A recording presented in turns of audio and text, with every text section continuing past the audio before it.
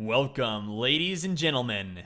My name is Rakatan, and I'm here to bring you the Heroes of the Storm Hypecast. So here we are on Sky Temple. Welcome to Sky Temple, ladies and gentlemen. We're going to be watching two pretty decent, I say decent, they're actually fairly good teams play here today. Let me just set this stuff up real quick. There we go. Alright, Sky Temple. Pretty decently big map with 3 lanes. We've got shrines in the top, middle, and bottom of the map. These shrines will activate randomly during the course of the battle, and capturing them will allow you to fire lasers at your opponent. Not just at your opponent, but at your opponent's towers, forts, you know, all the good stuff. Go fight. But as we get started here, we'll go ahead and go over the teams really quickly. We've got Bon Beast, Hexo, A. Lamau, Hao Nguyen, and Mysticles playing for the blue team, and Caleb Reese, Hedgie, Baby Nova, Frieza, and Zarumag playing for the red team. Looks like we're going to get into an early skirmish here. Nice route there by Malfurion. Might be able to get damage onto the Mysticles. Not quite enough. Thrall going in as Nguyen. How? Or I'm going to call him How. Going for the extra damage there. Not getting anything out of that first one. But here we are, the teams of ETC, Rhaegar, Thrall, Falstad, Kael'thas, facing off against Muradin, Artanis, Zagara, Malfurion, and Sylvanas. We see a lot of activity in the bottom lane, which actually is kind of bizarre for this map, just considering that the first two waves to spawn, the first two temples to spawn are always going to be the middle one and the top one. So oftentimes you see bottom lane. Oh wow, big damage there onto Baby Nova. Gets a little bit caught out. ETC and Kael'thas able to completely wreck her. So there you go. We're free to see the first temples getting ready to activate the top one and the middle one. Those are going to be the ones that spawn every single time on this map. So you see a lot of stuff going on in the bottom lane, which is, like I said, bizarre for this game. Here is going to be where we get our first chance to really see some of the teams going at it. We're going to be fighting over these two temples. Usually we see teams split 1 and 1. There you go, Malfurion getting a little bit caught out there. ETC does land the slide, but not enough damage before he can retreat into the base. And here we go. Falstad taking a little bit of harass from Zagara and Muradin. But once again, Falstad close enough to his own base that nothing is going to be able to happen. Here we go. We see the teams fighting off the guardians of those shrines in order to keep control of them and keep those lasers firing at their opponents. There we go. Middle tower, middle lane for red side is already getting hit there pretty big. Already lost the well, which is a pretty big deal this early in the game. Now they can't tap from red side. Frieza getting a little bit caught out there. Artanis, is he going to go down? Lots of damage. A very nice hit there by all 3 of them. And there you go. Artanis goes down. Blue team pulling ahead 1 full level ahead of this red team here. Only 2 minutes and 45 seconds in. Muradin able to jump out there. Not going to get caught this day. See Baby Nova at the bottom there. Playing Sylvanas, getting a lot of harass from this Thrall. Doing a very, very good job. Forcing him to go back. Then, of course, the other main piece of this map is the center watchtower, which provides vision to the team that captures it. That's pretty standard on most of the Heroes of the Storm maps. But unlike most of them, we don't see one bottom. So it is not mirrored in any way like we do see on Cursed Hollow. Alright, looks like teams are now going to be setting up for the bottom shrine to be spawning any minute now. Red team going to go ahead and take their own siege giants and maybe looking to go for this aggressive one. No, Frieza and Zarumag looking to get a gank off on this Thrall. Zagara be pushing there. Sylvanas and Muradin on the red team soaking while Falstad, and it looks like maybe seeing a gank here onto Baby Nova. ETC coming in, gonna let this stun, big thing. Oh, but Sylvanas able to get away with that Haunting Wave. Red team now taking control of these mercenary camps. Blue has gotten their knights already, so red needs to catch up. Blue Siege Giants still on there. Rhaegar, ETC, and Kael'thas moving in here, looking for a pick. Can they find it? They find Baby Nova, and Caleb Reese just out of the way. There you go. Big damage onto Sylvanas. She's going to go down.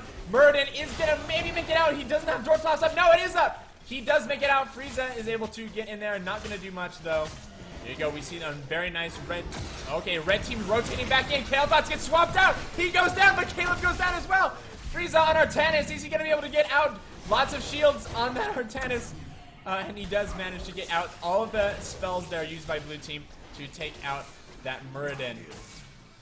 So very nice trade there for blue team. Picks up that bruiser camp and now has Thrall bot lane capping this shrine by himself, getting those free tower shots off onto the Reds bottom lane. But here we go.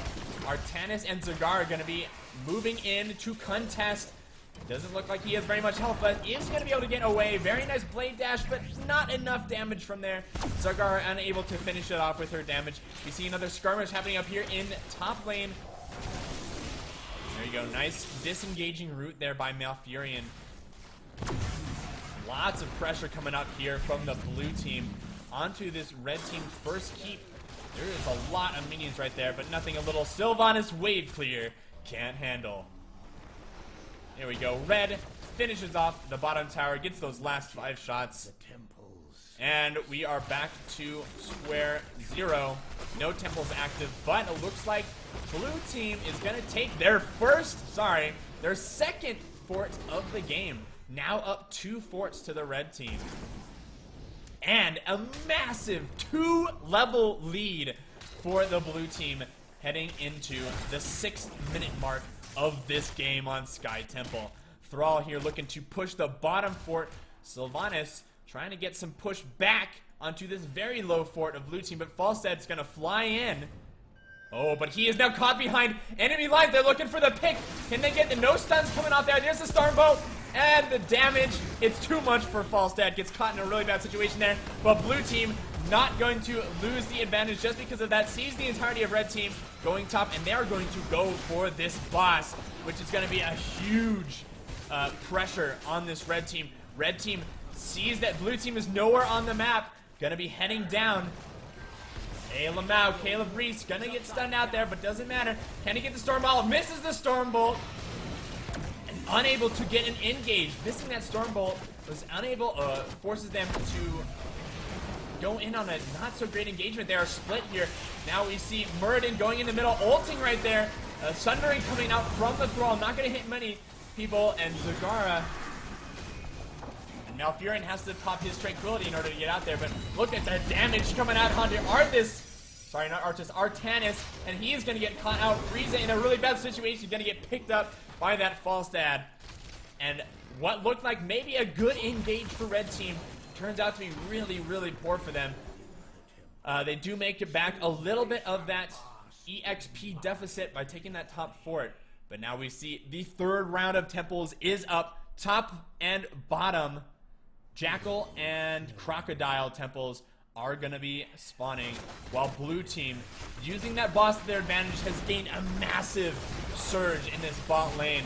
Red team now has to form up and defend their keep. 8 minutes into the game, and blue is poised to take a keep. But what a maul right there, taking out Kael'thas and Falstad. Can they get the damage onto him? Oh, but the ETC ult denies all of the damage coming from that maul. Zagara goes down.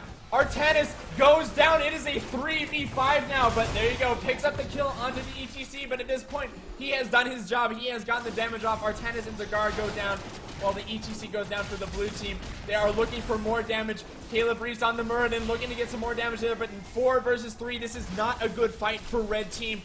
And Muradin just barely gets out with his life. Sylvanas following her up, and this is going to be an 8-minute and 30-second keep for the red team, while maintaining that 2-level advantage. Those level 13 talents are huge for the red team. We have Kael'thas, we have Falstad, well, especially Kael'thas spiking at level 13, while Falstad, we see him spiking at level 10. So a lot of damage coming out there from the blue team. Fought perfectly there, taking advantage of the Maw to get their ETC into position to take out this red team's damage. Sylvanas goes down at the beginning of this fight. That is not good for the red team, but they do have a one-person advantage here. Kael'thas is dead, and they're going to be able to take out the Rhaegar. 4v3 fight there for red team. Was a 5v3, but Sylvanas unfortunately getting caught out there super early. And really, blue team doing a pretty good job of making sure that they didn't lose that much in an engagement. There we go. We see the Jackal Temple. Bottom red lane just about to run out, while the Crocodile Temple in top lane sits dormant. Blue team look like they're going to be heading up there to pick up that temple and hopefully get some damage onto this top keep of the red team.